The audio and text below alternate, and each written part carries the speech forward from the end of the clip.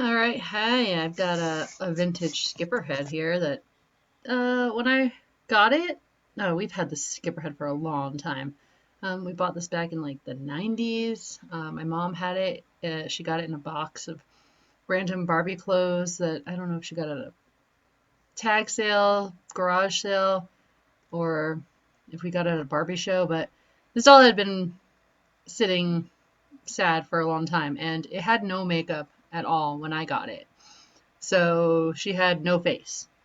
And this is the face that I've given her. I've turned her into a one of a kind. I was having a hard time getting that eyelash just right. Like trying to get one side to match the other side. And I'm right-handed, so I always find that the right side always looks better than the left side.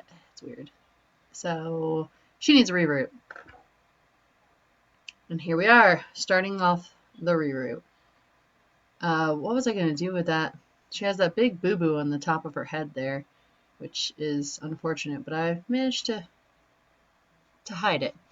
As you can see, I got the eyelash a little better there. And for this paint job, I used acrylic only. I've been using some watercolors when I would do some painting, especially if I want to do some like eyeshadow that's shiny. I have these really pretty shiny watercolors, but overall, you really gotta use the acrylics. Now, I just use craft acrylics, but I water them down like a lot, so they're more of a watercolor consistency. And I find that this works a lot better for keeping it from looking too gloppy, if you will. And she's looking pretty good. Pretty proud of her. The eyebrows are somewhat symmetrical, and the hair. So, doing the reroot on this doll, and any dolls that are a lot older, so like your early 60s dolls, are going to have a lot less hair. And as you can see here, you can see the holes where the original hair was, and there really aren't that many holes, besides the part. But around it, there aren't that many holes. Well, that's because they use a thicker type of hair, and I should have taken that into account when I was rerooting. But you live, you learn. I was using a thicker type of hair. The synthetic, like type of nylon hair I was using is a really thick, heavy hair, thicker than the saran hair. And so I should have just done or put the hair where the old plugs were. You'll see what happens. But I ended up adding more holes thinking that that was the right thing to do, but it wasn't the right thing to do. If I was using saran hair, it would have been the right thing to do. But there we are, looking close up here. Not bad, not bad. But yeah, let's take a look at what she looks like at the next stage.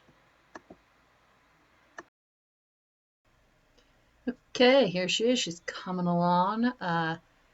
So I wasn't really sure what I should do with the part line. Uh, I had some extra holes, and I was thinking like, oh, maybe I'll like change the part and like move it to the side and not so much in the middle because I had those huge holes in the back there. So I was thinking like put some holes down the middle and on the side to avoid these large holes in the back, which you don't want those. And then also in the front here with her boo-boo, I had to somehow get hair there so that I can make bangs. And there was a lot of like bigger holes there, and I needed to fill those with hair. So I put some glue there to kind of help, give the hair something to go in. So here I was using, I shouldn't have used this technique with this type of hair I used. I was using the fold and stick in technique. So you can see here how the plug looks like it has two hair strands coming out of one plug. It makes for a very thick hair, and you fold it like what I just did there, but not that thick. You really don't want to use much hair if you're going to use this technique, but you fold it, you use your little tool, you scoop it, and you plug it in. I don't recommend doing that because it's way too much hair, and here we are getting ready to do the part.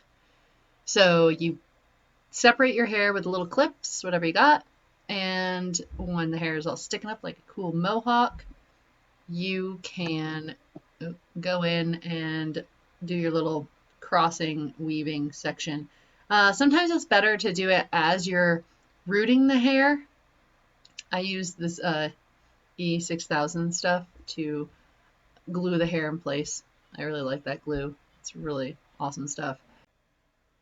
And so I did my little cross stitching, and boom, there it is. Okay, there's the part. All finished. So When you I was take like one hair, originally you just rooting cross the it hair, over, and you just kind of take one side, put on the other side, and the other I side. was gonna do But right here, a I side added part, some so I extra rooted hair, and so you some can hair, kind of extra see, hair right here. like that's where I was And going so to now do there's the kind other of a part, the side part, and then I decided not to do it. blob. So now I have like extra I hair don't on know, one it's side not of too the bad. head. But let's take a look. Really not So that excited. It got turned the part out. It turned out down. nice. And then Doing a little side always bangs, keep your bangs really long so that and you can get them to just set gonna continue how you to want train the them. hair. And then once they're set Give her a and in little the place that you haircut, want them to be in, then you can go and cut and them.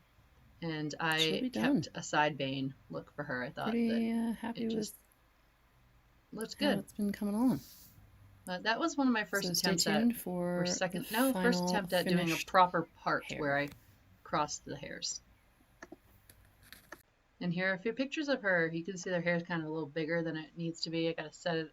I ended up setting it a few more times, but pretty happy.